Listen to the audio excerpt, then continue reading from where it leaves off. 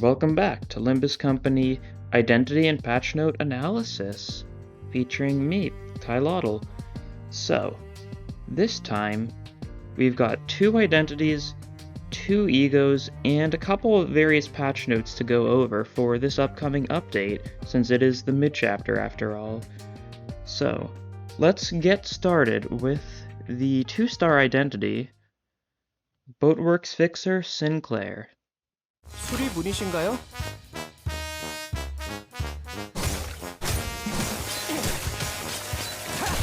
이제 돌아가서 밀린 작업이나 마저 해야겠어요. Boatworks Fixer Sinclair, he's a tremor unit, that's for sure. He's got a lot of tremor, a lot of different things. And if we look at his skill 1, it is a 4-coin skill 1, Blunt Gloom, Fierce Assault, at X plus tremor count, coin power plus Y. So this is probably going to be something like, it's probably going to be like a 3+1 with 4 coins or something, but if you can get a certain amount of tremor count, which he gives himself, similarly to how something out of Spice Bushy song uses tremor as basically a makeshift charge. But that probably means you can buff it to probably a +2 per coin, which means it's pretty good as a skill 1 at a certain tremor count, and it doesn't even need to spend that tremor count on self. And both the skill 2 and the skill 4 have this, or both the coin 2 and the coin 4 have the same effect, that being on hit gives himself tremor count, and on heads hit he inflicts tremor count. A very interesting skill 1. A 4-coin skill 1 means it's probably going to be super weak, but this is a 2-star unit. So it means he's already got a fair bit of possibilities just because he seems to have a really good skill 1. That has decent tremor power. He doesn't have a way to inflict, it's just tremor count with this one, but could be very good, that's for sure. Now his skill 2, Steady, is a 1-coin Pierce Envy attack. On use he gives himself tremor count, and on hit he inflicts tremor potency. So this is going to be his main way of inflicting tremor potency. Both his skill 1 and his skill 2 seem to be focusing on building his own tremor count, so he can spend it with his skill 3, Gamble, a 2-coin Pierce Gluttony skill. Now, you'll notice here that the sins are before I move forward, I'm just going to point this out, that the sins are more brightly colored now. That'll be addressed later on, but basically, all the different sins are their colors being more bright just in order to differentiate them more, so hopefully it'll be easier to differentiate between Gloom and Pride, since they can kind of blend together sometimes, stuff like that. But back onto the skill, Gamble, the first coin, on hit, at X plus tremor count, spend all tremor count to inflict target with the same amount of tremor count. So all the tremor count he builds up on himself is all spent in order to just inflict all of it to the target.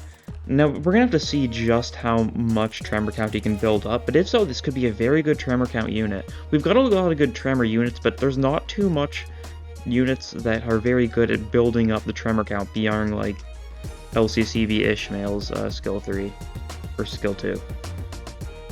And the second on-hit effect for the same coin, the first coin, at less than X tremor count, gain Y tremor and burst tremor on self. Deal blunt damage equal to tremor burst damage. So if you don't have enough tremor count when you use it, it'll basically just he's going to give himself tremor and burst tremor on self, which is where the name Gamble comes into play. He'll stagger himself if you're not careful about when you're going to use it. And it also deals blunt damage equal to tremor burst damage to himself. So you'll notice, he doesn't have a way to burst tremor, he's all about building that tremor, and he of course can gamble on himself whether or not he'll be able to actually inflict a bunch of tremor count on the opponent, or if he's going to inflict a bunch on himself and possibly stagger himself in the process. Very interesting unit, that's for sure. Now, you'll also notice, so they keep on censoring the name of these fixers. It's been blank Boatworks Fixers. Now, the common theory is the fact that it's Molar Office, and here I've got this little thing to try and further show that it is probably going to end up being Molar Office, that being how skill 3 is named after one of the Molar Office cards from Runa, that being Gamble. Now, if we look at his other skills, they've got similar names. Fierce Assault is likely a play on Fierce Onslaught, and Steady is possibly a play on Stay Calm, although that one's less certain, but it's kind of similar. They've got similar meanings to them. But yeah, definitely seeming very likely that it is Molar, and as we'll see later on, I'm fairly certain it is Molar. Now moving on to his defense and passives. His defense, on use gives himself a Rupture Protection, which makes it so he takes X less damage per count from Rupture effects for 1 turn. Now this probably means that the crabs are going to be all about Rupture. They're going to have a lot of Rupture to them most likely, and so the special unit's got his own way of protecting himself against the Rupture just in case, which definitely could be very beneficial. Now his passive, Unstable Power Output, on hit with heads coins at X plus tremor count on self, inflict plus Y tremor and tremor count with coin effects. So if he's got a certain amount of tremor on himself, every heads coin just inflicts more tremor and more tremor count with its actual tremor inflicting effects. Definitely very nice. And his support passive, Modified Power Output, makes it so one ally with the most max HP inflicts plus X tremor with the effects of their attacks slash attack skill slash coins. Because it's about max HP, you can kind of predict who it's going to be given to beforehand. So you can probably build around that possibly. We'll have to see how good of a unit this is. I mean, it's definitely going to be a better tremor unit than S.E.A. Sinclair, because S.E.A. Sinclair wasn't like that great of a tremor unit. Overall, I like it, that's for sure. Very silly unit. Very dependent on other units, that's for sure, since he doesn't have an actual way to burst tremor, other than bursting tremor onto himself. But yeah, moving on to the 3-star of this banner, Boatworks Fixer Ishmael.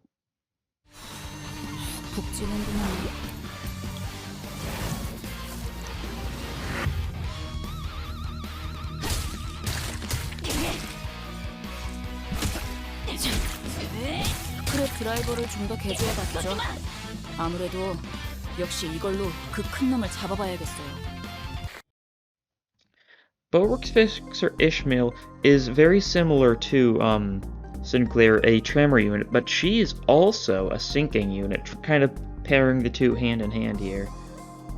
Now, moving on to her skills. Her skill 1 is Ready to Crush, a 2-coin Pierce Wrath skill. On use, gain tremor count on herself. Similar to Sinclair, she's all about building up her own tremor count to use as a makeshift charge. On hit with the first coin, it gives her even more tremor count. On inflict with the second coin, it inflicts sinking count onto the person hit. Nothing too special. It'll be good for building up. That's of course the most important thing about skill 1s. Barring Sinclair is seeming to be very good for damage, possibly. This one is just very solid for just building up her own tremor count, most likely. We'll have to see what the numbers are, of course.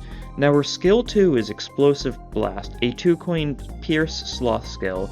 Add X plus tremor count, coin power plus 1. Now, once again, this is a skill that doesn't spend the tremor count, but it just gets a benefit from having a certain amount of it.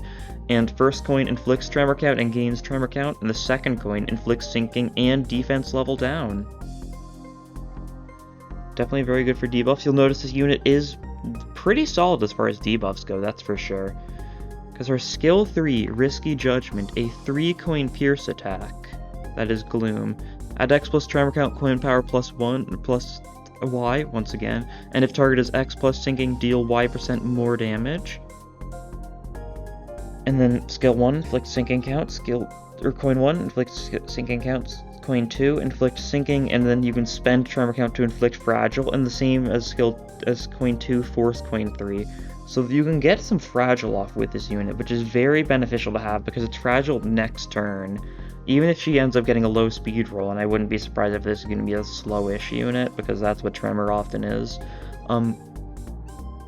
She'll be able to inflict fragile next turn in order to build up for a very strong turn after this, along with the fact she's just got a bunch of tremor. And her skill 3 is possibly a reference to Daring Decision. It's Risky Judgment. It's definitely not 1-for-1, but it's a very similar vein of name, and Daring Decision is kind of like the trademark Molar office card, so it makes sense if this is given to what is assumably the Olga identity. Now, her defensive, Nimble Steps, is an evade that, similar to Sinclair, gives her Rupture Protection for more power against dealing with crabs, most likely. And her passive, Crushing Crabs, hitting a target with Tremor inflicts sinking count. Very good, because if they have, it seems like if they have Tremor at all, inflicts sinking count, which means, because sinking count gets reduced by 1 whenever they take damage, it'll effectively mean if she's hitting someone with Tremor, their sinking count stays exactly the same. Very good for building it up, that's for sure. And then the support passive, Crab Driver, when an ally with the lowest max HP hits heads coins, they inflict sinking count when inflicting Tremor count on their target with coin effects. Not too special, it's the target with the ally with the lowest HP, but whenever they hit it with the heads coins, if they have any way to inflict Tremor count with coin effects, it'll also inflict sinking count. Probably not anything too special, because there's not too many units that are great for Tremor count except for Sinclair. But then you wouldn't be running the two of them together, so they wouldn't even have the synergy in the first place, so I think that would be a strange choice. Very interesting unit, Tremor and Sinking combined. We haven't seen a lot of Sinking still. The only, like, decent Sinking units we have are, like, Reindeer Ishmael and, like, Spice Bush Yisung. And of course you can't run Reindeer Ishmael with this. So we'll have to see. I feel like, I'm surprised, I think we're going to be seeing a lot of Sinking going forwards, because next chapter is going to be Ishmael's chapter, which is, you know, water themed, so Sinking definitely makes sense as a focused status effect there. Now, we move on to the egos, starting with the Zayn ego, that being Ryoshu's Soda. 자, 다들 아가리 벌려. 안심하고 처마셔보라. Ryoshu's Soda is a Gloom Zayn ego. Now this is very noteworthy because this is the second Zayn non-default ego we've gotten. The only other one we have is Legger Domain, which is of course a Zayn ego for Gregor because it's very crucial to him. It being from the abnormality that killed Yuri, a very like sad moment for him, and of course the fact that Gregor like feels like a bunch of maggots. He thinks of himself as a bug, so it makes sense that he has so much like connection to it to be able to have a Zayn ego for it. Why Ryoshu has a Zayn for Soda, no idea. I don't know if there's any sort of like story reason for it. The weapon is just like a giant like soda bucket or soda can she just like shakes and unleashes, which is very silly. So looking at the Awakening, it is a Pierce Gloom skill. On hit, inflict sinking, and on kill, gain X ego resources of random affinities currently owned, and all allies heal some SP. Now you'd have to kill with it to get this effect, which means it's probably not going to happen too often. You can definitely build around it. Now you'll notice, it says this is the ego at maximum thread spin tier, so there's a decent chance that, for example, that part's only at thread spin 4, which you got to keep in mind. And it also does mean when you get to thread spin 4, it's not going to turn into a mass attack. This is what it's going to be at its max level already. And then for her corrosion skill, similar Pierce Gloom attack, on hit inflict sinking, and after attack gain ego resource amp and apply haste next turn. Definitely very interesting. Ego resource amp is a status effect we have seen before on Sinclair's event ego from the last event, his stew. And it basically just increases the amount of ego resources gained from using skills, which definitely can be beneficial. We'll have to see. It's a Zayn, so it'll probably be a relatively cheap ego to use, so being able to gain ego resources from it could definitely make it end up being net neutral if you use it in the right times. And it's passive. On hit, if the target has X plus sinking, inflict defense power down. Okay, it's nothing special. Because defense power down just means they'll roll less on their defensive skills, which usually isn't that big of a deal anyways, and they need to have sinking to inflict it anyways. A certain amount of sinking, mind you. Nothing too special. It's another Zayn. It's very interesting, especially because Ryoshu's Zayn is one that I don't think I use too often. It's one of the ones I don't care about as much, so I'd be fine with replacing it for even a decent ego a lot of the times. And now, the other ego, the more noteworthy ego, it's Honglu Shrimp time.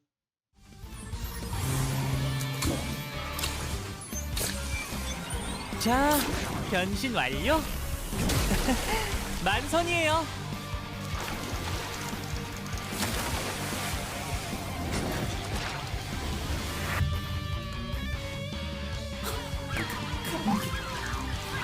갈매기 울음소리 자꾸 들리잖아. God, it's got a stupid animation. I love it so much. Honglu Soda, Teth Envy on ego. And you can see here he's fighting with a bag of shrimps that it seems to be leaking soda. Very silly.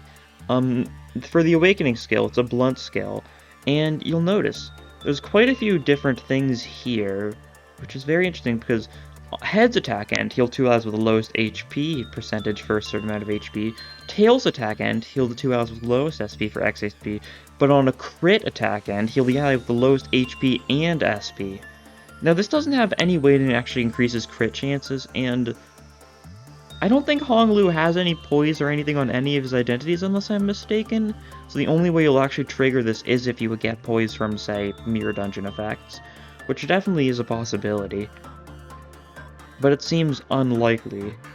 So this means this could be a pretty good HP/SP healing ego in the right situation, depending on how expensive it is, and it's definitely very nice because, well, it doesn't say it can't be himself, so he can possibly heal himself with it, which means you could probably heal his own HP with K-Corp Hong Lu, which sounds like a funny idea, in an awful kind of way. Now, the Corrosion skill targets the unit with the least HP and inflicts Tremor and Bind. Nothing too special. It's not a mass attack. I was really expecting it to be a mass attack at Threadspin 4.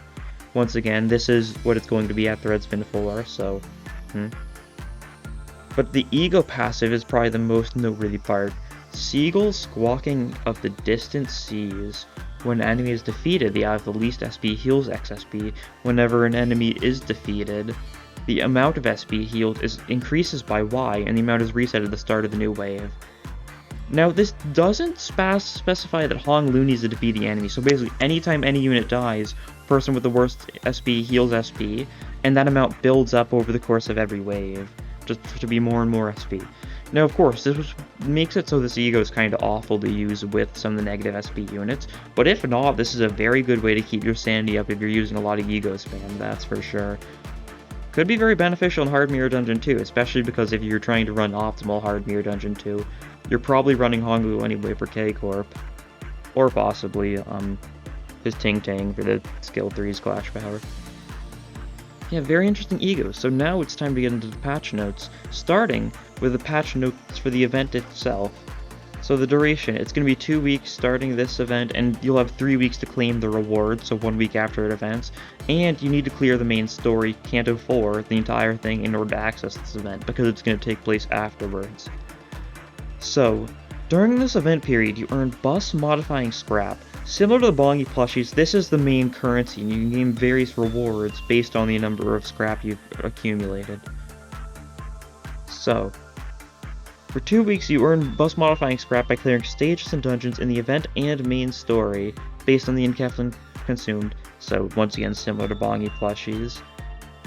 There's some stages that are made to be played repeatedly, and of course these are the ones that you actually, well, they're the ones that you actually probably want to grind for them eventually, and some stages only open up once you have a certain amount of bus modifying scrap. Now, based on this is worded, it makes it seem like you might need to accumulate scrap in order to progress with the story, but I don't think that'll be the case. I think more so there's going to be some special bonus stages that you can only get if you have a certain amount of scrap, which definitely makes it seem a little more interesting. It'll make the grind more interesting if, well, every certain amount grinded, you'll open up another one. And of course, a lot of people didn't like the Bongi plushie grind, so this one's probably not going to be as bad. Either way, the people that did like the grind, me, will be fine either way, probably, because either they'll grind and get all the stuff, or they won't grind, and they'll just have less of a hassle. So as you can see, collecting bus modifying scrap, based on the amount of encapsulation consumed, EX clear reward applies additional bus modifying scraps. With each time you complete a stage, you'll get a little bit more bus modifying scrap. Repeating stages will have increased drops of bus modifying scrap, so if you grind in the same spot over and over again, so you could just keep on doing the first level and it'll probably just keep on increasing how much bus modifying scrap you get. And of course stages with boss enemies have increased bus modifying scrap. And main story stages and dungeons have it, mirror dungeons and excavations don't. And the final stage that appears has a high encapsulated to bus modifying scrap ratio and will disappear once the event is over.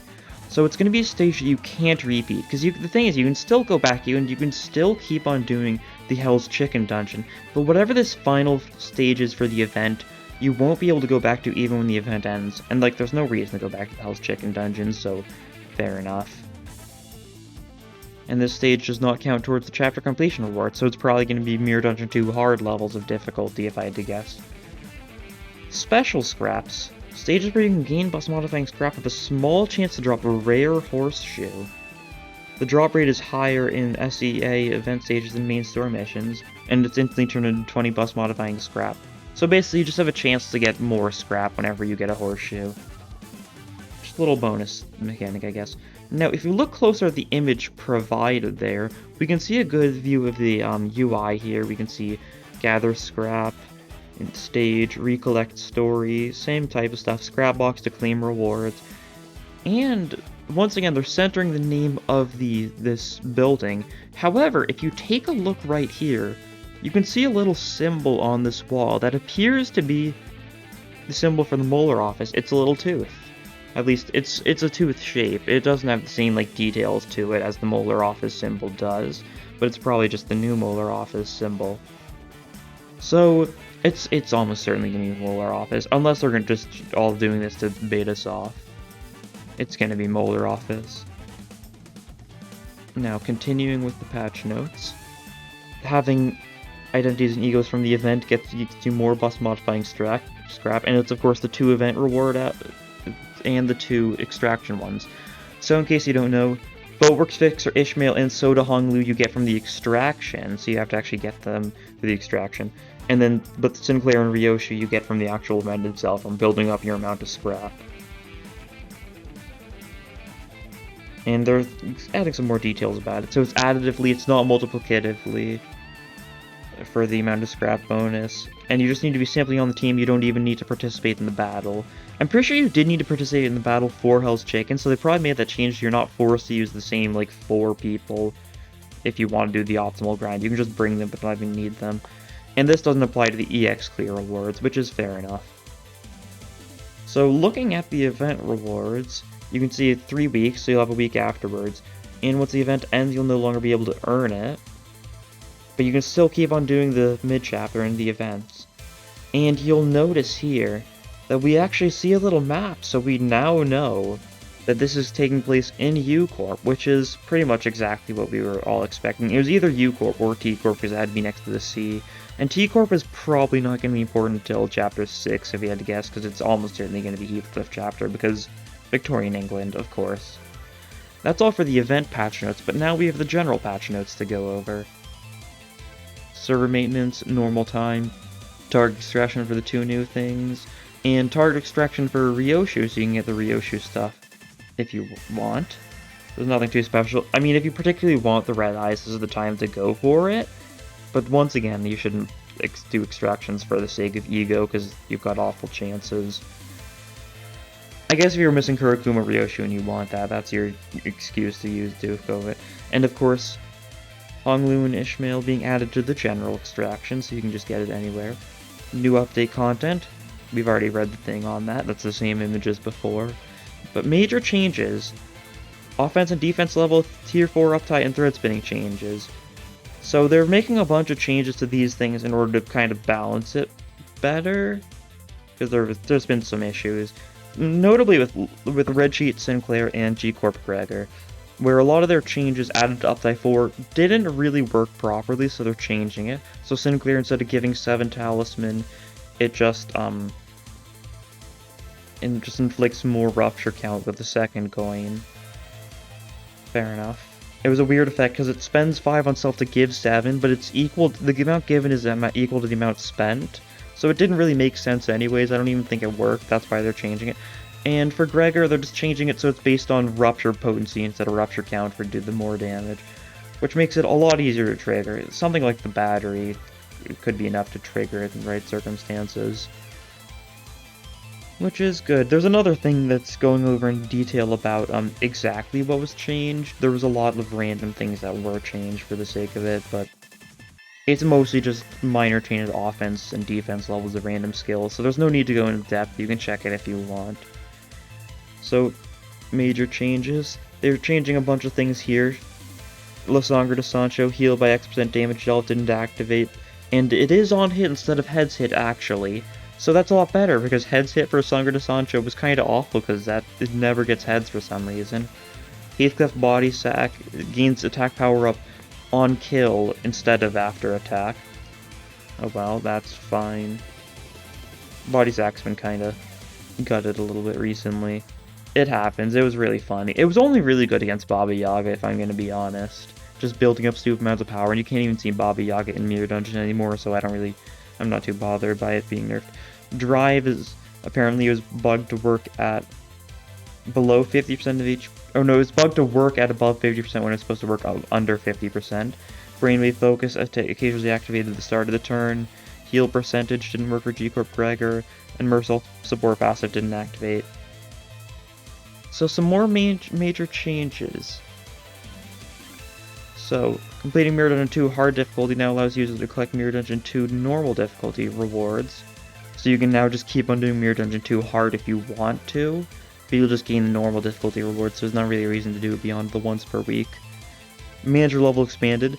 In case you didn't see, there's someone who managed to get the max manager level of 100, so they've decided to increase it to level 200, which is awful. I'm only level, like, what am I? I'm almost level 60, I think, and I've played the game a lot, and it just gets worse and worse with each level, and the Keflin max you get is not worth it, but it's a little funny thing for the people that want to grind for it.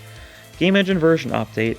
In order to deal with some download stuff, there's going to be a big update this update, and so it's going to basically fully re-download everything. So just be prepared this update. Make sure you've got good Wi-Fi, you've got some time to actually do all the downloading stuff, because it's going to take a while. Now, as I mentioned a while back in this video, Sin Affinity's color adjusted, so all the Sins look a little different color just to make them a bit more distinct now, so they pop out a little bit more. Should help out. Simplified SP orb designs, and changed the information display default to max, which was effectively the normal UI. A lot of bug fixes. I'm not going to go through all of these. You can pause and look at them yourself if you want. A lot of good changes, though. A lot of things that just kind of needed to be fixed sooner or later. And, of course, rewards. We're going to get a total of 2,900 lunacy across all of this, 200 thread and 100 Heathcliff shards, because not only is there stuff for the changes, but there's also additional stuff, compensation for the issues with nerfing Body Sack, and how there's been a lot of people upset about that. But that is all for the patch notes. Now, once again, the update's coming out this week, and I will be live streaming when it comes out, so feel free to join in. But that'll be all for this episode. Thank you for watching, and I'll see you guys next time. Bye.